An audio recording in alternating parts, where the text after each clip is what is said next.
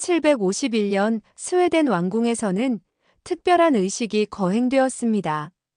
불과 5살배기 두 아이가 서로 마주보며 서 있었죠. 한 명은 스웨덴의 왕세자 구스타프, 다른 한 명은 덴마크에서 온 공주 소피아 마그달레네였습니다. 이 어린 아이들은 자신들이 무엇을 하고 있는지도 모른 채 두 나라의 평화를 위한 정치적 도구가 되었습니다. 이 아이들이 자라서 결혼하면 스웨덴과 덴마크는 더 이상 싸우지 않을 것이요. 어른들의 이런 희망 섞인 말들 사이에서 소피아 마그달레네는 조용히 고개를 숙였습니다. 덴마크 궁정에서도 가장 얌전하고 내성적인 아이였던 그녀에게 이 모든 상황은 너무나 낯설고 부담스러웠습니다. 반면 구스타프는 어려서부터 활발하고 예술적 재능이 뛰어난 아이였습니다. 그는 연극을 보는 것을 좋아했고 직접 이야기를 지어내기도 했죠. 화려한 궁정 생활과 사교계를 동경했던 그에게는 조용한 덴마크 공주보다는 더 활기찬 파트너가 어울렸을지도 모릅니다. 하지만 운명은 이미 정해져 있었습니다. 두 나라의 정치적 필요에 의해 맺어진 이 약혼은 15년 후 실제 결혼으로 이어질 예정이었으니까요. 소피아 마그달레네가 자란 덴마크 궁정은 경건하고 엄숙한 분위기였습니다. 그녀의 할머니인 대왕 대비 소피 마그달레네는 독실한 신앙인이었고 어린 공주에게 기도와 성경 읽기의 중요성을 가르쳤습니다. 소피아는 조용한 곳에서 혼자 책을 읽거나 자수를 놓는 시간을 좋아했습니다. 한편 스웨덴에서 자란 구스타프는 전혀 다른 환경에서 성장했습니다. 그의 어머니 루이사 울리카 여왕은 프로이센 출신의 야심찬 여성이었죠. 그녀는 아들이 강력한 군주가 되기를 원했고 정치적 술수와 권력 게임에 능숙한 사람으로 키우려고 했습니다. 구스타프는 어려서부터 프랑스 계몽주의 철학자들의 글을 읽었고 볼테르의 작품에 심취했습니다. 이렇게 서로 다른 환경에서 자란 두 사람이 과연 행복한 부부가 될 수 있었을까요? 시간이 흐를수록 그 가능성은 점점 희박해 보였습니다. 1766년 10월, 드디어 운명의 날이 다가왔습니다. 20세가 된 소피아 마그달레네는 덴마크를 떠나 스웨덴으로 향했습니다. 코펜하겐의 크리스티안스보르 궁전에서 먼저 대리 결혼식이 거행되었죠. 그녀의 남동생이 신랑을 대신하여 의식에 참여했습니다. 배를 타고 외래순 해협을 건너는 동안 소피아의 마음은 복잡했습니다. 15년 동안 기다려온 이 순간이 과연 행복한 시작일까? 아니면 고통의 시작일까? 바다 너머 스웨덴 땅이 보이기 시작했을 때 덴마크의 대포 소리가 멎고 스웨덴의 환영 대포가 울리기 시작했습니다.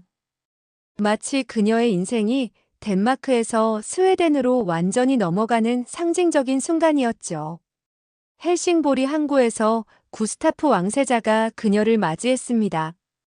그런데 소피아가 배에서 내리려다 비틀거리자 구스타프가 재빨리 손을 내밀며 말했습니다. 조심하세요, 마담. 이 간단한 말은 곧 스웨덴 궁정의 화제거리가 되었습니다. 어떤 이들은 왕세자의 친절함을 칭찬했지만 다른 이들은 그의 서투름을 비웃었거든요. 스톡홀름에 도착한 소피를 기다리고 있던 것은 시아버지 아돌프 프레드릭 왕의 따뜻한 환영이었습니다. 그는 덴마크에서 온 며느리를 진심으로 반겼고 그녀가 궁정에 잘 적응하기를 바랐습니다. 하지만 시어머니 루이사 울리카 여왕의 반응은 달랐습니다. 그녀는 처음부터 이 결혼을 탐탁지 않게 여겼거든요.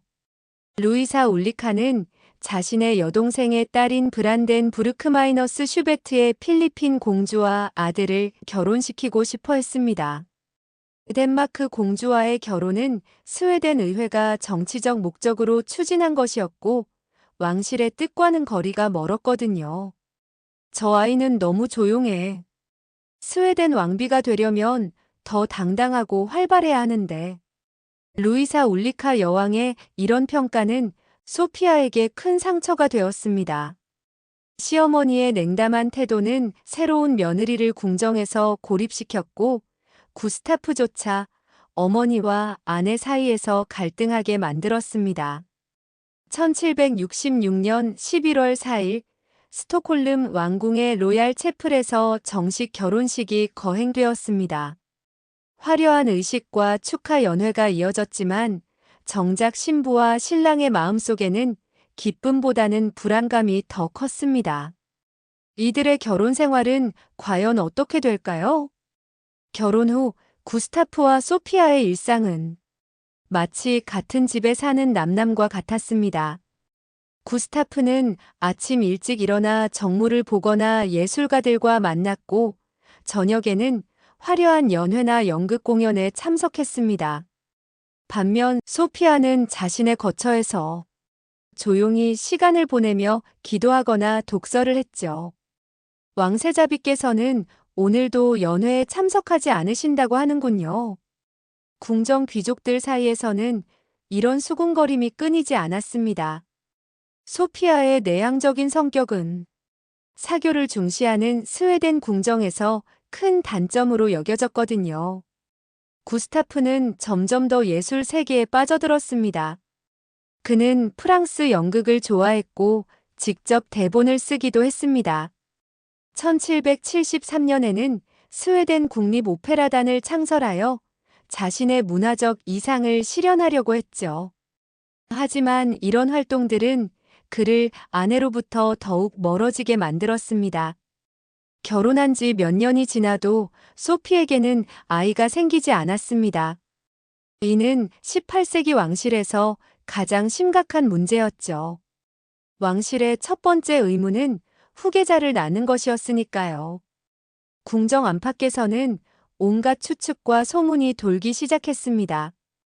왕세자가 신체적 문제가 있는 것 아닐까, 왕세자비가 너무 냉정해서 그런 것 아닐까, 심지어는 왕세자가 여자에게 관심이 없는 것 아닐까라는 더욱 충격적인 소문까지 퍼졌습니다. 실제로 구스타프는 궁정의 젊은 남성 귀족들과 매우 친밀한 관계를 유지했습니다. 특히 악셀 폰 페르센 백작과 구스타프 아른펠트 남작과의 우정은 많은 사람들의 이목을 끌었죠. 그의 동서인 샤를로테 공주는 일기에서 구스타프의 성적 지향에 대한 의혹을 표현하기도 했습니다. 한편 소피는 이런 소문들 때문에 더욱 위축되었습니다. 그녀는 자신이 왕비로서의 의무를 다하지 못하고 있다는 죄책감에 시달렸고 점점 더 종교에 의지하게 되었습니다. 루이사 울리카 여왕은 며느리에 대한 적대감을 숨기지 않았습니다. 그녀는 소피아 주변의 덴마크 출신 시녀들을 모두 궁정에서 내보냈고 덴마크 대사와의 접촉도 차단했습니다. 심지어 아들 구스타프가 아내와 가까워지려 할 때마다 방해를 놓기도 했죠. 어머니, 소피아는 제 아내입니다. 더 이상 그녀를 괴롭히지 마세요. 구스타프가 항의하면 루이사 울리카는 이렇게 대답했습니다. 내가 진정한 왕이 되려면 나약한 감정에 휘둘려서는 안 된다. 저 덴마크 여자는 너에게 도움이 되지 않아. 이런 갈등 속에서 구스타프는 점점 어머니 편에 서게 되었습니다. 어려서부터 강한 어머니의 영향 아래 자란 그에게는 아내보다 어머니의 뜻을 거스르는 것이 더 어려운 일이었거든요. 1771년 2월 아돌프 프레드릭 국왕이 갑작스럽게 세상을 떠났습니다. 25세의 구스타프가 구스타프 3세로 즉위하면서 소피아는 스웨덴의 왕비가 되었습니다. 많은 사람들이 이를 부부관계 개선의 기회로 여겼죠. 하지만 왕이 된 구스타프에게는 더 큰 고민이 있었습니다. 스웨덴은 1720년부터 의회가 왕권을 크게 제한하는 체제였거든요.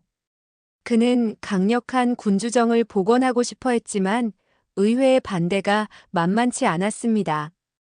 1772년 8월 구스타프는 마침내 쿠데타를 일으켰습니다.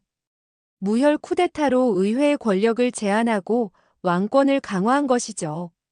하지만 이 과정에서도 그는 아내 소피아에게 아무것도 알리지 않았습니다.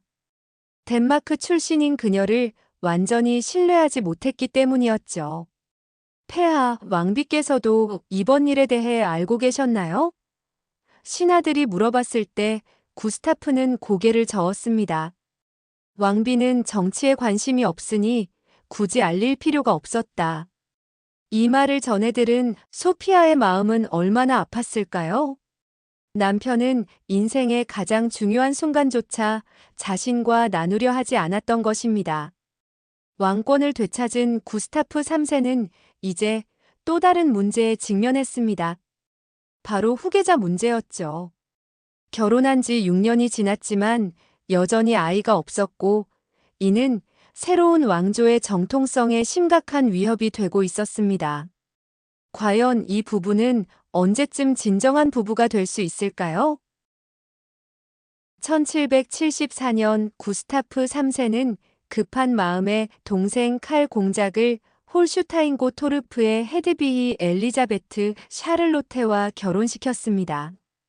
만약 자신에게 아들이 생기지 않는다면 동생이라도 후계자를 낳아야 한다는 생각이었죠. 하지만 동서 헤드비히도 계속 유산을 하거나 거짓 임신을 반복했습니다. 이를 지켜본 구스타프는 마침내 결심했습니다. 이제는 내가 직접 해결해야 한다. 그 무렵 궁정에서는 소피아를 왕관을 쓴 처녀라고 부르는 사람들도 있었습니다. 얼마나 가혹한 별명인가요? 결혼한 지 8년이 넘었지만 여전히 완전한 부부관계를 갖지 못한 왕비에 대한 조롱이었습니다. 소피아는 이런 상황이 모두 자신 탓이라고 생각하며 더욱 깊은 절망에 빠졌습니다. 매일 밤 혼자 기도하며 하나님께 매달렸지만 상황은 나아지지 않았죠. 1775년 드디어 전환점이 찾아왔습니다. 구스타프 3세는 자신의 측근인 아돌프 프레드릭 뭉크 백작에게 특별한 임무를 맡겼습니다. 바로 왕과 왕비 사이의 관계를 개선하는 것이었죠. 뭉크는 30대 초반의 매력적인 남성이었습니다. 그는 뛰어난 외교관이자 궁정 예절의 밝은 신사였죠. 무엇보다 그는 사람의 마음을 읽고 상황을 중재하는 능력이 뛰어났습니다. 뭉크, 자네에게 왕실의 가장 중요한 임무를 맡기겠네. 구스타프가 은밀히 말했습니다. 왕비와 나 사이에 다리를 놓아주게. 이 나라의 미래가 달린 일이야. 뭉크는 먼저 소피아에게 접근했습니다. 그는 조심스럽게 왕비의 마음을 열어갔죠. 전하, 왕께서는 전하를 정말 사랑하고 계십니다. 다만 어떻게 표현해야 할지 모르실 뿐이에요. 처음에 소피아는 의심스러워했습니다. 9년 동안 남편으로부터 진정한 관심을 받아본 적이 없었으니까요. 하지만 뭉크의 진심 어린 말들을 듣다 보니 마음이 조금씩 열리기 시작했습니다. 뭉크는 왕과 왕비 사이에서 편지를 전해주는 역할을 했습니다. 구스타프가 소피아에게 보내는 편지는 이전과는 전혀 달랐습니다. 정치적이고 형식적인 내용이 아니라 한 남자가 여자에게 보내는 진심 어린 사랑의 편지였거든요. 나의 사랑하는 소피아, 그동안 당신을 제대로 알아보지 못했던 것을 용서해 주십시오. 이제야 당신이 얼마나 소중한 분인지 깨달았습니다. 이런 편지를 받은 소피아는 처음으로 가슴이 두근거리는 경험을 했습니다. 하지만 뭉크의 역할은 단순히 편지를 전달하는 것만이 아니었습니다. 그는 부부가 신체적으로도 가까워질 수 있도록 실질적인 조언을 해주었죠. 당시로서는 매우 파격적이고 민감한 일이었습니다. 폐하, 왕비께서는 매우 섬세한 분이십니다. 급하게 서두르시지 마시고 천천히 마음을 열어가시기 바랍니다. 뭉크는 구스타프에게 인내심을 가지라고 조언했습니다. 1778년 2월 놀라운 소식이 궁정에 퍼졌습니다. 소피아 마그달레나 왕비가 임신한 것입니다. 결혼한 지 12년 만에 일어난 기적이었죠. 정말입니까? 정말로 왕비께서 임신하신 겁니까? 궁정의 모든 사람들이 믿을 수 없어 했습니다. 그동안 너무 오랫동안 기다려왔던 소식이었거든요. 구스타프 3세는 기쁨을 감추지 못했습니다. 그는 즉시 전국에 이 소식을 알리라고 명령했고 특별 기도회를 열라고 지시했습니다. 소피 역시 생애 처음으로 진정한 행복을 느꼈습니다. 하지만 이 기쁨의 이면에는 어두운 그림자가 있었습니다. 바로 왕의 동생 칼 공작이었죠. 그는 형에게 아들이 생기면 자신이 왕위를 물려받을 가능성이 사라진다는 것을 알고 있었습니다. 칼 공작과 그의 측근들은 이 임신을 달가워하지 않았고 심지어 정말 왕의 아이일까? 라는 의혹까지 퍼뜨리기 시작했습니다. 뭉크의 중재가 성공적이었다는 소식이 퍼지면서 사람들은 다른 상상을 하기 시작했습니다. 혹시 뭉크가 너무 깊이 개입한 것은 아닐까? 왕비와 뭉크 사이에 무슨 일이 있었던 것은 아닐까? 특히 칼 공작의 측근들이 이런 소문을 적극적으로 퍼뜨렸습니다. 그들은 왕의 후계자가 태어나는 것을 막고 싶어 했거든요. 들어보니 뭉크가 왕실 침실에까지 들어갔다더군요. 왕비께서 뭉크와 너무 가깝게 지내신다고 하던데. 이런 수군거림들이 궁정 곳곳에서 들려왔습니다. 뭉크 자신도 이런 소문들 때문에 괴로워했습니다. 그는 왕실을 위해 선의로 도움을 주었을 뿐인데 엉뚱한 오해를 받게 된 것이죠. 하지만 그는 끝까지 침묵을 지켰습니다. 왕실의 명예를 지키기 위해서였습니다. 1778년 11월 1일 드디어 왕자가 태어났습니다. 훗날 구스타프 4세 아돌프가 될 아기였죠. 하지만 이 기쁜 소식과 함께 더 큰 스캔들의 시대가 시작되고 있었습니다. 왕자 구스타프 아돌프가 태어난 후 몇 년간은 왕실의 평화가 찾아왔습니다. 소피아는 처음으로 어머니가 되는 기쁨을 만끽했고 구스타프 3세도 후계자를 얻었다는 안도감에 아내에게 더욱 다정하게 대했습니다. 우리 아들을 보세요. 얼마나 건강하고 똑똑해 보이는지요. 소피아가 아기를 안고 남편에게 말할 때의 표정은 그 어느 때보다 밝았습니다. 12년간의 고통과 외로움이 마치 꿈이었던 것처럼 느껴졌죠. 구스타프도 아들을 무척 사랑했습니다. 그는 정무 중에도 종종 왕비의 거처를 찾아가 아기와 시간을 보냈습니다. 이 아이가 언젠가 위대한 왕이 될 것이다라며 자주 혼잣말을 하곤 했죠. 1782년에는 둘째 아들 칼 구스타프까지 태어났습니다. 이제 왕실의 후계 구조는 완전히 안정되는 듯 했습니다. 하지만 이 행복은 오래가지 못했습니다. 1783년 돌도 지나지 않은 둘째 아들 칼 구스타프가 갑작스럽게 세상을 떠났습니다. 18세기에는 어린아이의 사망률이 높았지만 그래도 왕실의 건강한 아기가 이렇게 갑자기 죽는 일은 드물었습니다. 소피아의 슬픔은 말로 표현할 수 없을 정도였습니다. 그녀는 며칠간 음식도 거부하며 아기의 시신 곁을 떠나지 않았습니다. 하나님, 왜 이런 시련을 주시는 것입니까? 라며 하루 종일 울기만 했죠. 구스타프 3세도 큰 충격을 받았습니다. 하지만 그는 왕으로서 감정을 드러낼 수 없었고 오히려 정무에 더욱 몰두하며 슬픔을 잊으려 했습니다. 이는 부부 사이에 다시 거리를 만드는 계기가 되었습니다. 왕비께서는 너무 슬퍼하고 계십니다. 폐하께서 더 위로해 주셔야 할 텐데. 궁정 신하들이 걱정했지만 구스타프는 자신도 상처받은 상태에서 아내를 위로할 여유가 없었습니다. 아들의 죽음 이후 부부 관계가 다시 소원해지자 과거의 소문들이 다시 고개를 들기 시작했습니다. 특히 큰아들 구스타프 아돌프의 친부가 누구인지에 대한 의혹이 더욱 구체적으로 퍼져나갔습니다. 뭉크 백작을 보세요. 어린 왕자와 얼마나 닮았는지. 왕자의 눈매가 왕보다는 뭉크를 더 많이 닮은 것 같은데. 이런 수군거림들이 궁정 안팎에서 끊이지 않았습니다.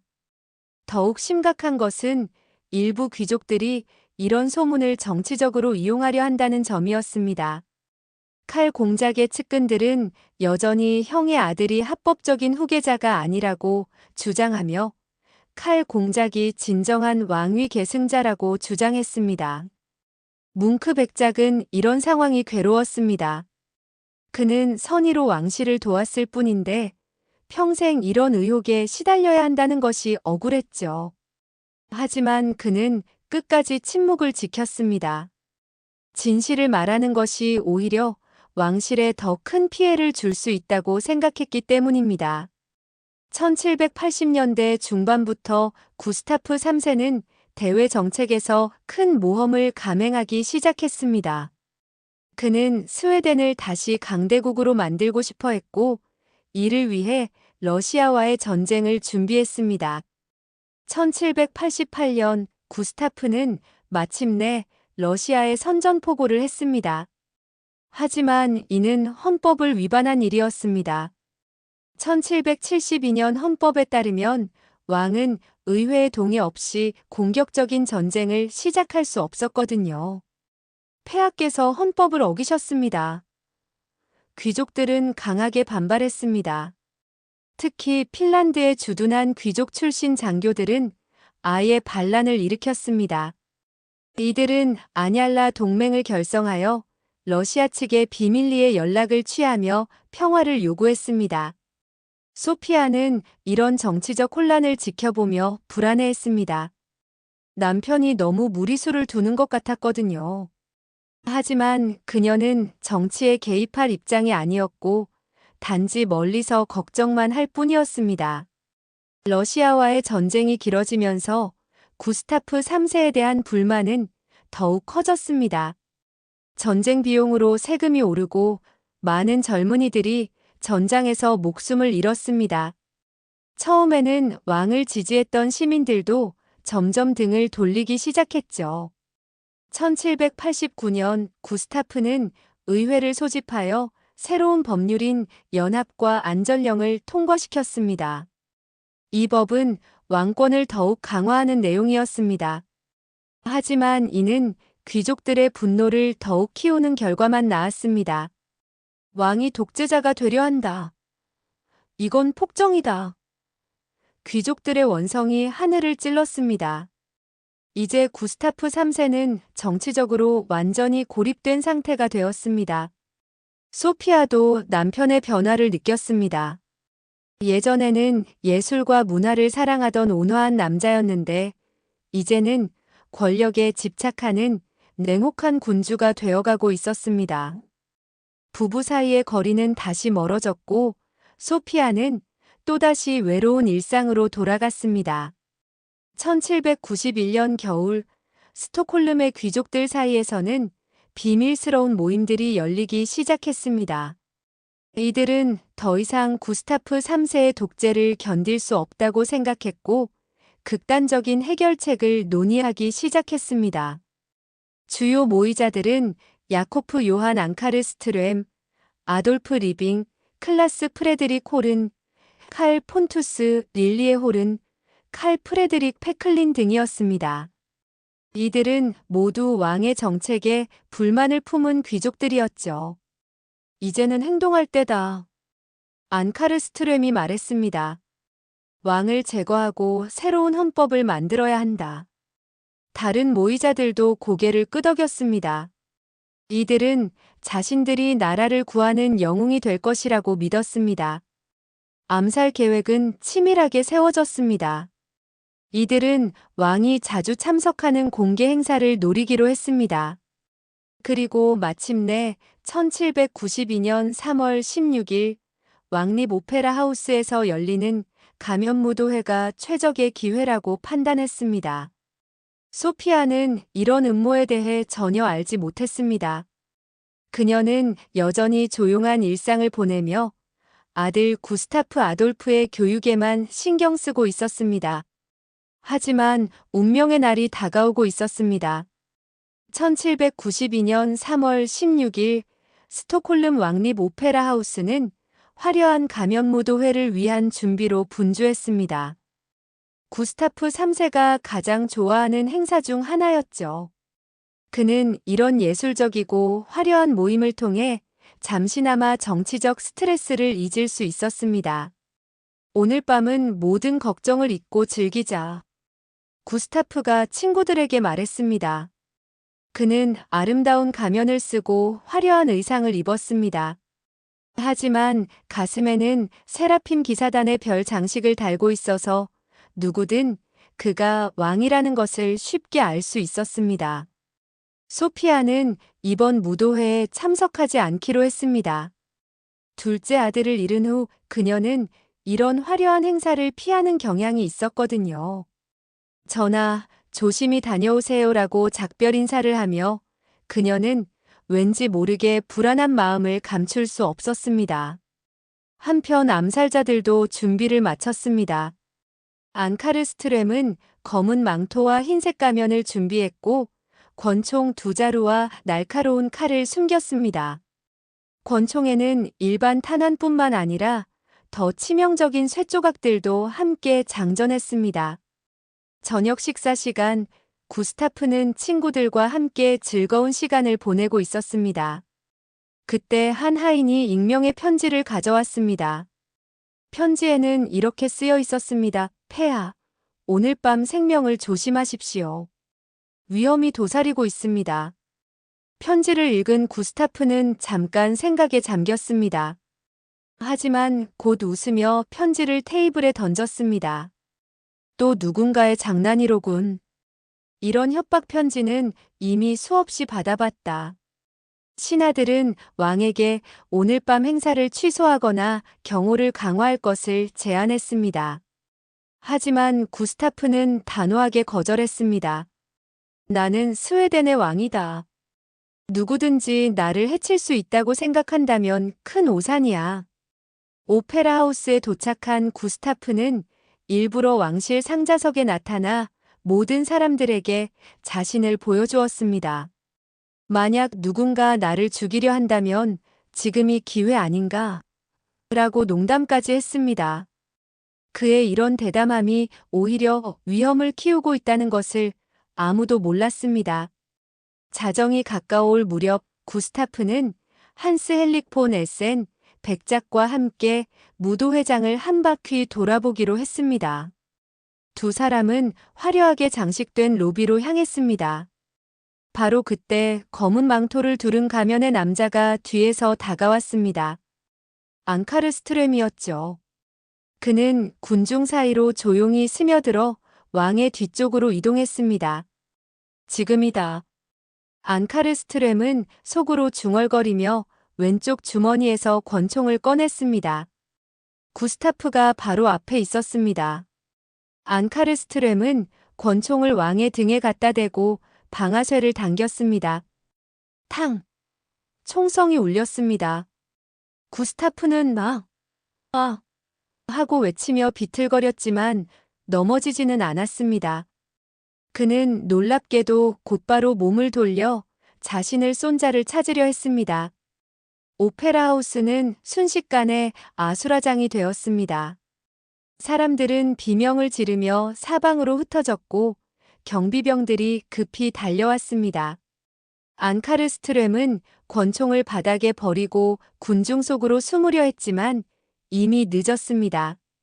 범인을 잡아라. 출입문을 모두 봉쇄하라. 구스타프가 피를 흘리며 명령을 내렸습니다. 놀랍게도 그는 의식을 잃지 않았고 여전히 상황을 통제하려 했습니다. 총알은 구스타프의 허리 뒤쪽에 맞았습니다.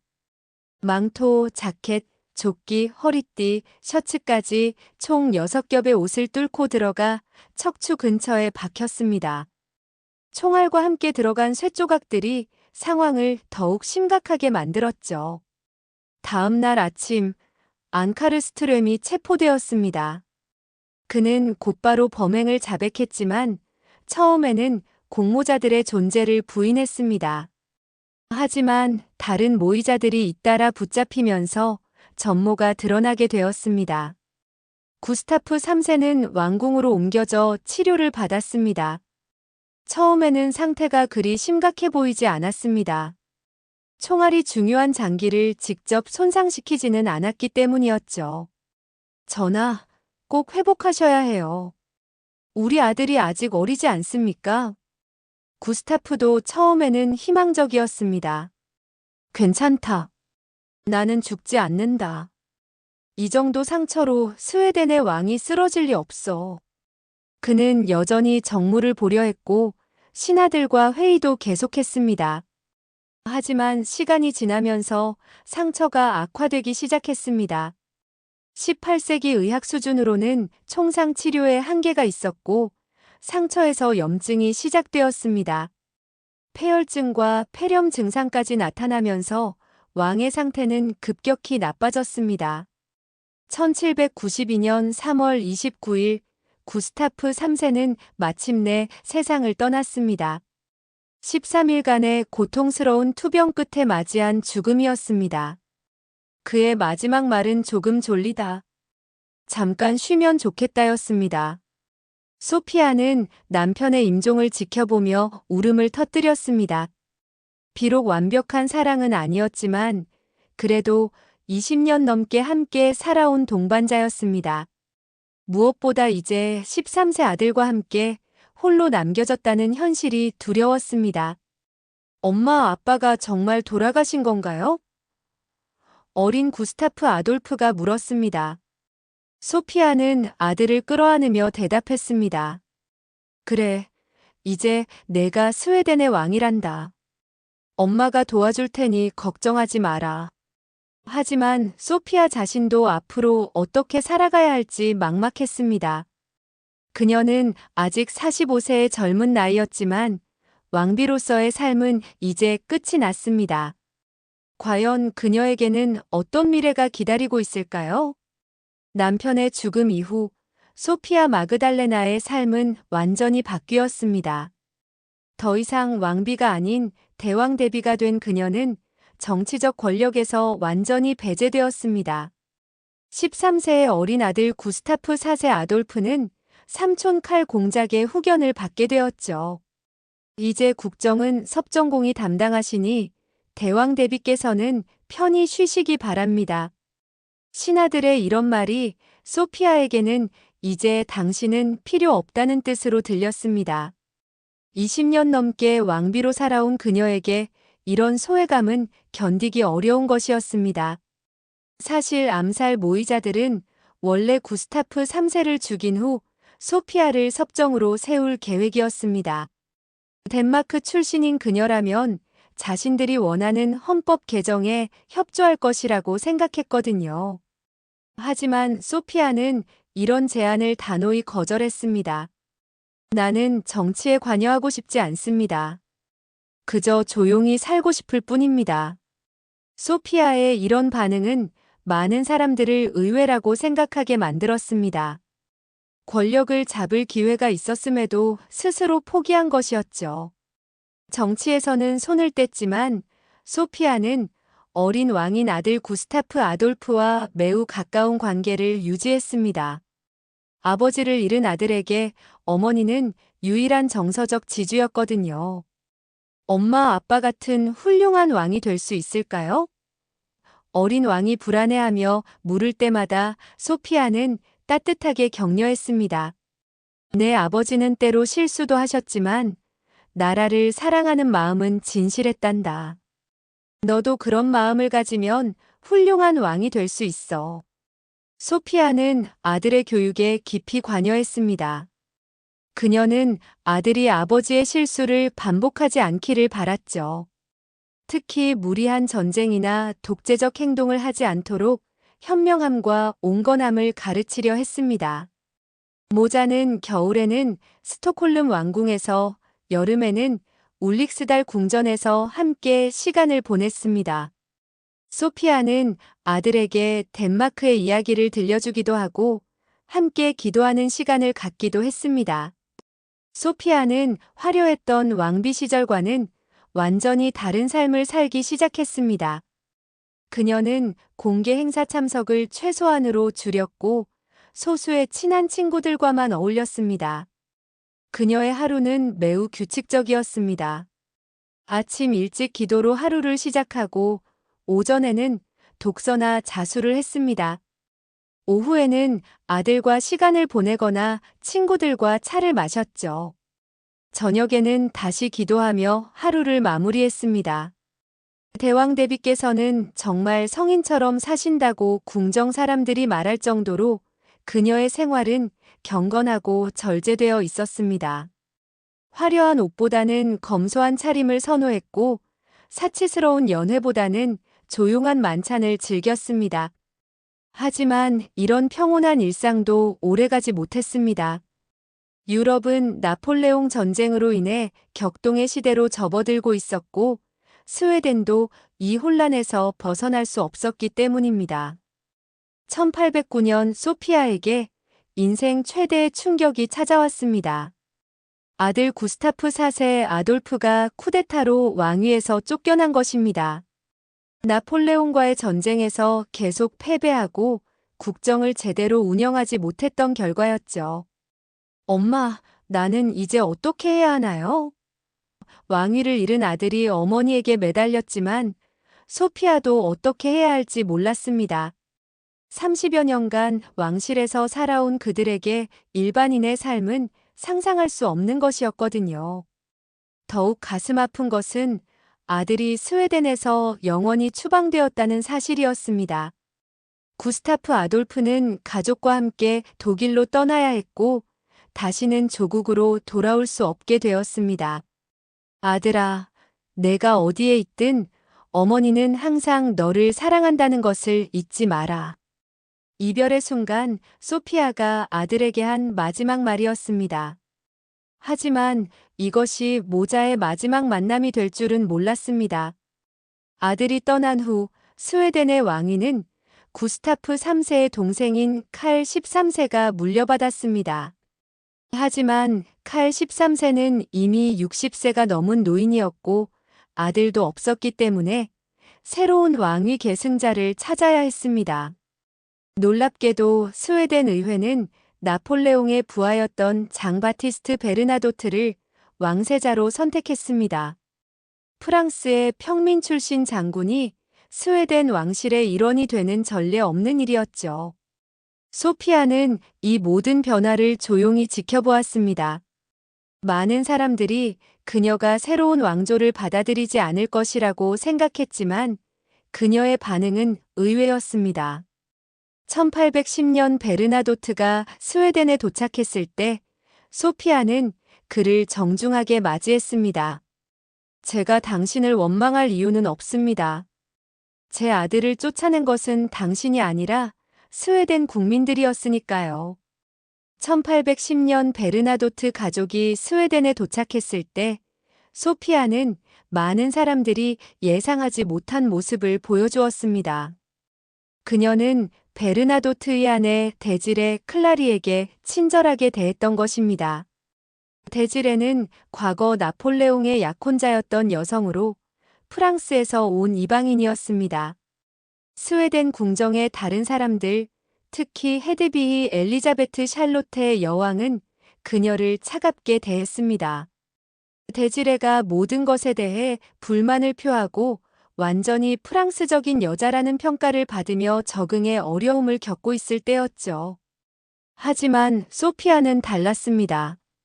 자신도 한때 덴마크에서 온 이방인으로서 비슷한 어려움을 겪었기 때문에 데지레의 처지를 이해할 수 있었던 것입니다. 새로운 환경에 적응하는 것이 얼마나 어려운지 잘 압니다. 소피아는 조용히 데지레에게 격려의 말을 건넸습니다. 비록 자주 만나지는 않았지만 소피아의 이런 작은 배려는 데지레에게 큰 위안이 되었습니다. 아들과 헤어진 후 소피아의 유일한 위안은 편지였습니다. 구스타프 아돌프는 독일에서 정기적으로 어머니에게 편지를 보냈고 소피아도 정성스럽게 답장을 썼습니다. 사랑하는 어머니께 저는 이곳에서 건강하게 지내고 있습니다. 비록 왕위는 잃었지만 가족과 함께 평범한 삶을 살 수 있어서 오히려 다행이라고 생각합니다. 아들의 편지를 읽을 때마다 소피아는 눈물을 흘렸습니다. 소피아는 아들에게 스웨덴의 소식을 전하면서도 항상 희망을 잃지 말라고 격려했습니다. 언젠가는 상황이 바뀔 수도 있다. 그때까지 건강하게 살아있어야 한다고 썼습니다. 하지만 현실은 점점 더 절망적이 되어갔습니다. 유럽의 정치 상황이 안정되면서 구스타프 아돌프가 왕위로 돌아올 가능성은 거의 사라져갔습니다. 소피아도 이를 알고 있었지만 아들 앞에서는 끝까지 희망을 포기하지 않는 척했습니다. 1813년 5월 67세의 소피아는 뇌졸중을 앓기 시작했습니다. 한쪽 몸이 마비되고 말도 제대로 하기 어려워졌죠. 의사들은 회복을 기대하기 어렵다고 진단했습니다.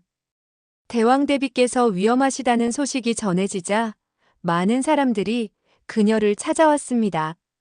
새로운 왕조의 사람들뿐만 아니라 구스타프 3세 시대를 기억하는 오래된 신하들도 마지막 인사를 하러 왔습니다. 그분은 정말 품위 있는 분이셨어요. 어려운 상황에서도 불평 한 번 하지 않으셨지요. 사람들은 소피아의 인격을 높이 평가했습니다. 비록 화려하지는 않았지만 그녀는 진정한 왕비의 품격을 보여준 인물이었다는 것이 중론이었습니다. 소피아 자신도 자신의 죽음이 가까워지고 있음을 알고 있었습니다. 그녀는 마지막으로 아들에게 편지를 쓰려 했지만 더 이상 펜을 잡을 힘이 없었습니다. 대신 측근에게 부탁하여 마지막 메시지를 전하게 했습니다. 그해 여름 스톡홀름은 유난히 더웠습니다. 소피아 마그달레나는 자신이 가장 사랑했던 울릭스달 궁전에서 조용히 마지막 숨을 거두었습니다. 향년 67세, 47년간의 스웨덴 생활을 마감하는 순간이었습니다. 그녀의 임종 순간에는 몇몇 측근들과 친구들만이 함께 있었습니다. 아들 구스타프 아돌프는 멀리 독일에 있어서 어머니의 마지막을 지킬 수 없었죠. 소피아의 마지막 말은 구스타프였다고 전해집니다. 죽는 순간까지 아들을 그리워한 것입니다. 대왕 대비께서 돌아가셨습니다. 이 소식이 전해지자 스톡홀름의 종소리가 울렸습니다. 비록 화려하지 않은 삶이었지만 그녀는 분명 한 시대의 마지막을 장식한 인물이었습니다. 소피아의 장례식은 그녀의 생전 모습처럼 소박하고 경건했습니다. 리다르홀름 교회에서 열린 장례식에는 새로운 왕조의 구성원들과 오래된 친구들이 참석했습니다. 베르나도트는 직접 조사를 읽었습니다. 소피아 마그달레나 대왕 대비는 어려운 시절을 묵묵히 견딘 분이었습니다. 그분의 인내와 품위는 우리 모두가 본받아야 할 덕목입니다. 대질의 클라리도 눈물을 흘리며 친구를 배웅했습니다. 그분은 제게 진정한 친구였어요. 외국인인 저를 따뜻하게 받아주신 유일한 분이었습니다. 하지만 정작 가장 애틋했던 아들은 장례식에 참석할 수 없었습니다. 독일에서 이 소식을 들은 구스타프 아돌프는 며칠간 말을 잇지 못했다고 합니다. 소피아 마그달레나의 삶을 돌이켜보면 그녀는 사랑받지 못한 왕비였습니다. 남편으로부터는 진정한 사랑을 받지 못했고 시어머니로부터는 미움을 받았으며 백성들로부터는 무관심을 받았습니다. 하지만 그녀가 보여준 인내와 품위는 많은 사람들에게 감동을 주었습니다. 정치적 야심도 없었고 권력에 대한 욕심도 없었습니다. 단지 주어진 운명을 받아들이며 최선을 다해 살아간 평범한 여인이었습니다. 소피아 마그달레나는 스웨덴 역사상 가장 비극적인 왕비 중 한 명이었다고 후대 역사가들은 평가합니다. 하지만 동시에 가장 품격 있는 왕비이기도 했다. 21세기를 살아가는 우리에게 소피아의 삶은 어떤 의미일까요? 화려한 성공이나 드라마틱한 사랑 이야기는 없었지만 그녀의 삶에는 깊은 교훈이 담겨 있습니다. 첫째, 주어진 환경에서 최선을 다하는 것의 소중함입니다. 소피아는 자신이 원하지 않은 결혼을 했고 사랑받지 못한 삶을 살았지만 그 안에서도 자신만의 방식으로 의미를 찾았습니다. 둘째, 진정한 품이란 화려함이 아니라 인격에서 나온다는 것입니다. 소피아는 왕비라는 지위보다는 한 인간으로서의 따뜻함과 진실함으로 사람들에게 기억되었습니다. 셋째, 사랑하는 사람을 위한 희생의 값어치입니다. 소피아는 아들을 위해 모든 것을 포기했고 그 사랑은 결국 아들에게 큰 힘이 되었습니다. 구스타프 3세와 소피아 마그달레나의 결혼은 정치적 필요에 의한 것이었지만 그들의 삶은 사랑의 여러 가지 모습을 보여줍니다. 남녀 간의 로맨틱한 사랑은 부족했지만 모자 간의 헌신적인 사랑, 친구 간의 따뜻한 사랑은 있었습니다. 오늘날에도 많은 사람들이 완벽한 사랑을 꿈꾸지만 현실은 늘 복잡하고 어렵습니다. 소피아의 이야기는 완벽하지 않은 사랑 속에서도 의미를 찾을 수 있다는 것을 보여줍니다. 1792년 3월 16일 오페라 하우스에서 울린 그 총성은 한 시대의 끝을 알렸습니다. 하지만 소피아 마그달레나가 보여준 인간적인 사랑과 품위는 시대를 초월하여 우리 마음에 남아 있습니다. 왕관은 빛이 바래지만 진정한 사랑은 영원히 빛납니다. 소피아의 이야기가 우리에게 전하는 메시지가 바로 이것이 아닐까요? 사랑 없는 결혼으로 시작되었지만 사랑으로 기억되는 삶. 화려하지 않았지만 진실했던 한 여인의 이야기가 여기서 막을 내립니다. 끝까지 함께 해주셔서 감사합니다. 내일 또 만나 뵙겠습니다.